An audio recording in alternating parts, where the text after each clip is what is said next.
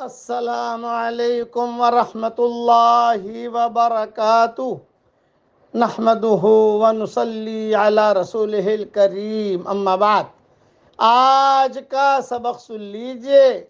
آج کے سبق کی سرخی ہے سخاوت سے دوستی کیجئے، پارٹ نمبر 131۔ رسول اللہ صلی اللہ علیہ وسلم شروع میں جب اسلام ہوا تو سب سے پہلے حضرت خدیجہ مسلمان ہوئی، پھر ابو بکر مسلمان ہوئے، پھر حضرت علی جو ہے یہ آئے حضور صلی اللہ علیہ وسلم کے گھر میں، گھر کے آدمی تھے۔ چنانچہ روایت میں یہ ہے کہ حضرت علی جب گھر میں آئے تو دیکھا تو حضرت خدیجہ اور حضور صلی اللہ علیہ وسلم نماز پڑھ رہے ہیں گھر میں چپکے سے۔ حضور نماز پڑھا رہے ہیں حضرت خدیجہ کو۔ تو حضرت علی نے کہا بھی یہ کیا ہے؟ پوچھا ما ھذا، یہ کیا؟ آپ نے فرمایا علی یہ اللہ کا دین ہے اور اللہ نے مجھے نبی بنایا ہے، اور تم جو ہے تم بھی نماز پڑھو، مسلمان بن جاؤ، اور یہ جو لات اور عزا جو بتوں کے نام ہیں ان کو چھوڑ دو، ایک اللہ کی مانو۔ تو حضرت علی نے کہا کہ نہیں حضرت، اتنی بڑی چیز میں کیسے قبول کروں؟ آپ نے مجھے دعوت دی ہے لیکن میں تو نہیں کر سکتا قبول، اس لیے کہ میرے ابا کو پوچھوں گا، ابو طالب کو۔ آپ نے فرمایا او بھائی او علی، مہربانی کر کے تیرا ابا کو مت پوچھنا بھائی، دھمال ہو جائے گی۔ یہ تو میں اور خدیجہ ہی جانتے ہیں، ابھی اسلام ظاہر نہیں ہوا ہے، میں نے اعلان بھی نہیں کیا۔ اب تو جو ہے وہاں جا کر کہے گا تو مکہ میں دھمال ہو جائے گی، مت کہنا۔ تجھے مسلمان ہونا ہو تو ہو، مسلمان نہیں ہونا ہو تو مت ہو، لیکن یہ ہماری بات بتانا نہیں تو کسی کو جا کر۔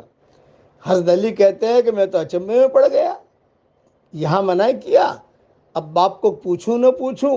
خیر میں گھر گیا لیکن میں نے کوئی تذکرہ ہی نہیں کیا، اس لیے کہ میرے ابو طالب جو تھے یہ مکہ کے ذمہ داری میں شمار ہوتے تھے۔ تو حضرت علی کہتے ہیں رات کو میں سویا ہوا تھا اور اچانک میرے دل میں بات آئی کہ یار مجھے مسلمان ہو جانا چاہیے، بس خلاصہ کلام یہ۔ اور یہ بھی کہ جب بھی میں جاتے حضرت علی حضرت خدیجہ کے پاس، حضور کے پاس، تو بہت کھلاتے پلاتے، کھجورے آؤ بھائی آؤ، یہ کھاؤ یہ کھاؤ یہ کھاؤ یہ کھاؤ۔ اور بچوں کو تو کیا چاہیے بھائی، کوئی چاکلیٹ دے دے تو بچہ خوش ہو جاتا ہے۔ چنانچہ حضرت علی دوسرے دن آئے اور مسلمان ہو گئے۔ آپ نے فرمایا خالد تو اکیلا ہی ہے، اس لیے مہربانی کر کے گھر میں تو کوئی چیز کرنا مت، یعنی بس ہم بعد میں اعلان کریں گے، ہم آہستہ آہستہ کر کے۔ حضرت علی ایک مرتبہ خطبہ دینے کے لیے چڑھے، تقریر کرنے کے لیے، تو بہت ہنسے، سب کے سامنے بہت ہنسے۔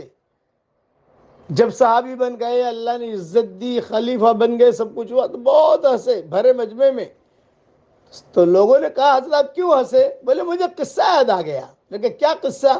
کہ حضور نے مجھے کہا تھا کسی کو مت کہنا، بس میں جانتا ہوں، خدیجہ جانتی ہے، ابو بکر جانتا ہے اور تو جانتا ہے، ہم چار ہیں، عورتوں میں خدیجہ، مردوں میں ابو بکر اور بچوں میں تو، بس چار ہیں ہم، مہربانی کر کے کسی کو بتانا مت، ابھی چھپ چھپا کر پڑھنا۔ تو ایک مرتبہ میں حضور صلی اللہ علیہ وسلم کے ساتھ بطن نخلا میں تھا اور وہاں ہم دونوں نماز پڑھ رہے تھے، اتنے میں ابو طالب آ گئے۔ ابو طالب نے کہا ہو یہ دونوں کیا کر رہے ہیں؟ اس لیے کہ حضور صلی اللہ علیہ وسلم بھی ابو طالب کی تحویل میں رہے اور حضرت علی تو تھے ہی ان کی تحویل میں، بیٹے تھے ان کے۔ ارے دونوں کیا کر رہے ہیں؟ اچھا ان دونوں کو پتہ چل گیا، ابو طالب آئے ہیں، دیکھ رہے ہیں۔ جب سلام پھیرا تو پوچھا بھی تم دونوں کیا کر رہے تھے؟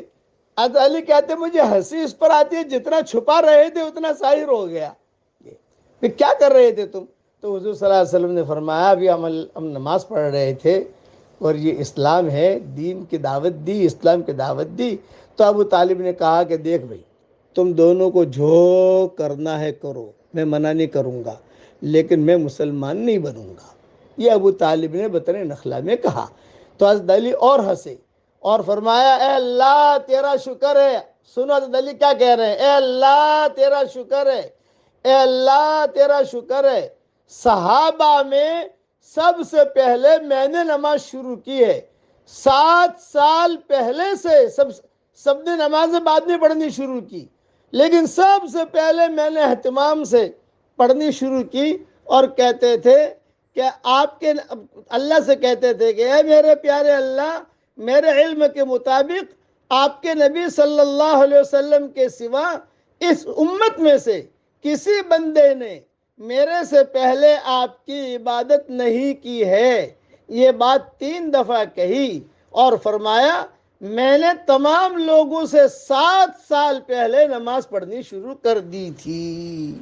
یہ حضرت علی کہتے تھے ہمیں ہنسی آئی، اور اس دوران حضور کے پاس جاتا تھا تو حضور بہت اکرام کرتے تھے، حضرت خدیجہ بھی بہت اکرام کرتی تھی۔ سخاوت، یاد رکھنا میری ایک بات مان لو، جتنا میرا سبق سن رہے لوگ ایک بات مان لو، میٹھا بول بولو۔ انسان تو انسان ہے، جانور بھی تابع ہو جائیں گے۔ اللہ ہمیں عمل کرنے کے توفیق عطا فرمائے۔ اب پڑھ لیجئے، اللہم اعنی علی ذکرک و شکرک و حسن عبادتک۔